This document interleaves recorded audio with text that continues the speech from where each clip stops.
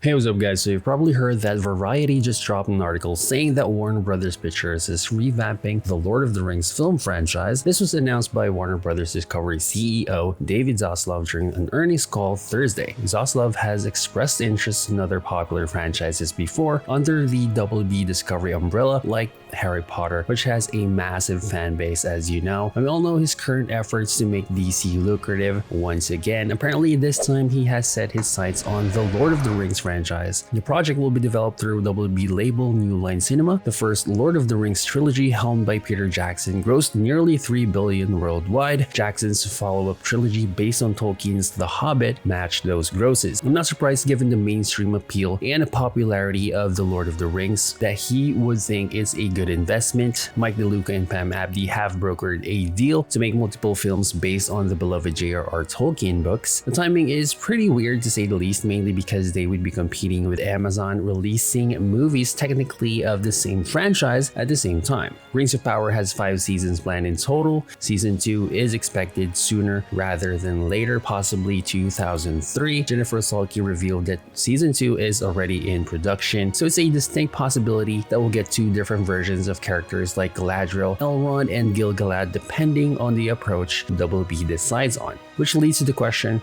will this be a reboot? Are they planning to retread old ground, like remaking Fellowship of the Ring, Two Towers, and Return of the King, or even the Hobbit trilogy? The article seems to suggest a kind of reboot with their use of the word revamp, as in give new and improved form, which would mean they would try yet again to improve on Tolkien, aka repurpose classic stories that's already internationally recognized as one of the greatest of all time for modern audiences. This was something Amazon had already done with their release of the first season of their Rings of Power. The backlash, needless to say, was very significant. I wasn't really a fan of the series, to be honest. The final product felt off to me, like it had the names of those characters in the world called Middle Earth, but it didn't evoke Tolkien, especially in its themes and overall story elements. Hardcore fans have a connection with Middle Earth through the books and how Tolkien himself fleshed it out, and I think much of the mainstream's idea of the world stems from Jackson's original movies. It's unclear at this point if they'll be able to use characters as they were in the Jackson trilogies, like Ian McKellen's Gandalf, Elijah Wood's Frodo, Viggo Mortensen's Aragorn, and the rest of the iconic imagery of the earlier movies. The article goes on, following our recent acquisition of Middle-earth Enterprises, we're thrilled to embark on this new collaborative journey with New Line Cinema and Warner Brothers Pictures, bringing the incomparable world of J.R.R. Tolkien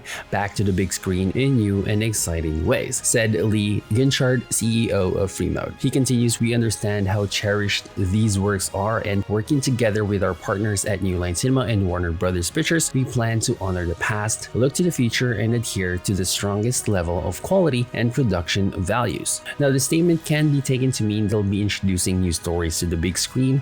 We set kind of a full-on reboot, but the thing is they have adaptive rights to the Lord of the Rings and the Hobbit books, which would limit what those stories would be. Yes, there are the indices of the books, but I'm not sure if their rights extend to those as well. That's what Amazon has rights to and what they use to create their own stories out of. It is pretty far-fetched that they'll be able to use First Age stories as well, like War of the Wrath, Feanor, Darkening of the Trees of Valinor, because most of those are from the Silmarillion, which they don't have rights to. Other stories that would also be unlikely to be adapted are from other books Tolkien wrote, stuff like Beren and Luthien, Children of Húrin, and of course epic moments like the Fall of Gondolin, which would have been cool when translated to the big screen. But if this isn't a retread, some have speculated that the movies would be about familiar characters in different time periods in their lives, maybe Samwise Gamgee during his time, or maybe Aragorn through his reign into the Fourth Age, all the while maintaining the original trilogy as separate in their own thing. DeLuca and Abdi also made statements in here. They recalled that New Line had previously took unprecedented leap of faith to realize the incredible stories, characters, and the world of Lord of the Rings on the big screen. But for all the scope and detail lovingly packed into the 2 trilogies, the vast, complex, dazzling universe dreamed up by J.R.R. Tolkien remains largely unexplored. To me, this is in contrast to some other parts of this article, because they're basically saying that they want to explore the vast universe that the 2 trilogies wasn't able to do. Maybe they want to tell the same story in such a way that we see some of the things that were omitted from the Jackson trilogies. We know that because of the scope of the Lord of the Rings, some of the story elements were altered to fit a movie format. Some things were omitted, like Glorfindel and Sons of Elrond, stuff like that.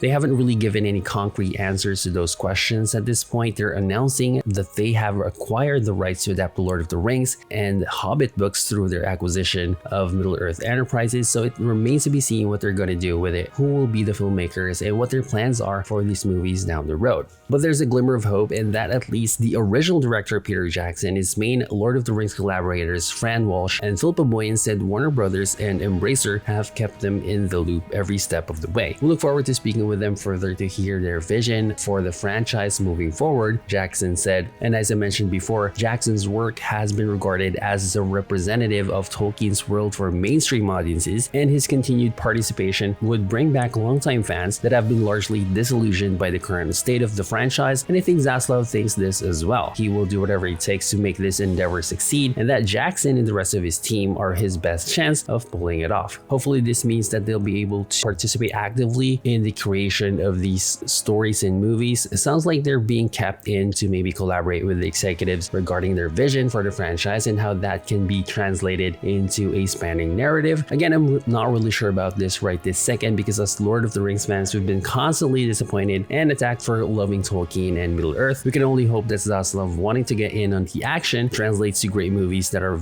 at the very least faithful to J.R.R. Tolkien. But I do think this is very promising, and I'm excited to get more information as they flesh out their vision for the franchise, hopefully in the next couple of months. Thank you so much for watching this video. Like and subscribe if you haven't already. It really help the channel out. Take care out there, and see you on the next one.